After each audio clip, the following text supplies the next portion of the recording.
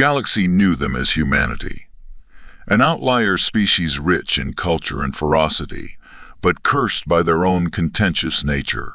It was known among the stars that humanity's end would be by their own hand, afflicted with a propensity for conflict, self-destruction woven into their fate.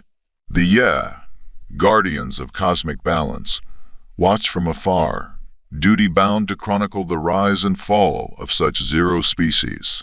Like clockwork, every 25 cycles, what humanity measured as 20 Earth years, the would cast their gaze upon the blue-green orb of human habitation.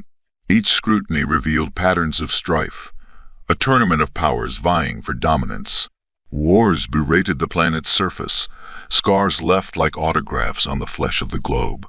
By the 50th cycle, the data they needed could have been left uncollected. The outcome was a foregone conclusion to the and the rest of the Milky Way civilizations. Yet, protocol dictated observation, and so they persisted, curious if humanity could, by some miracle, break the cycle that had claimed countless others. What greeted them at the latest cycle was a requiem. Earth, ravaged by World War III, was a charred relic of its past vibrancy. Ash enshrouded the continents, and the radiation of obliterated cities fermented in the once rich lands. No victors paraded, no flags planted upon the hills, just silence. The collected final samples, more for ceremony than for science, and turned their backs on the cold mausoleum that Earth had become.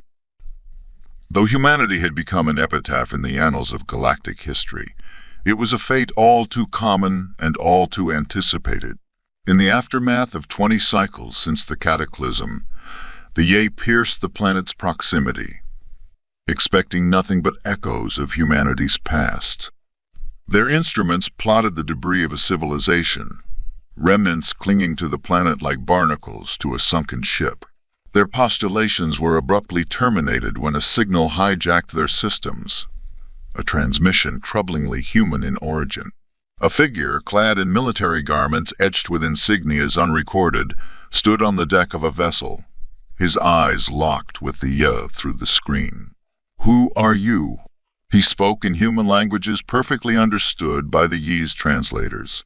Stunned silence befell the crew as space itself seemed to unravel before them. Warships, unmistakably human in design, blipped into existence from the cloak of stealth.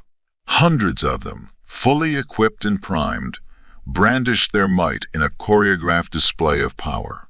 This was not the postscript the Yi envisioned. The ghost of humanity had not only survived but thrived in the opacity of space. Their conflict had been a crucible, not a coffin. Among the stars, freed from the constraints of a single planet, humanity found a theater vast enough for their wars and cunning enough for their survival.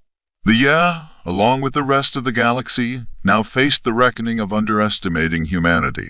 They stood at a precipice, the galaxy's equilibrium at stake, grappling with a question no data had suggested they would need to consider. What happens when the species meant to self-destruct instead emerges? Galvanized and defiant, as a force not just of a planet, but of the cosmos itself.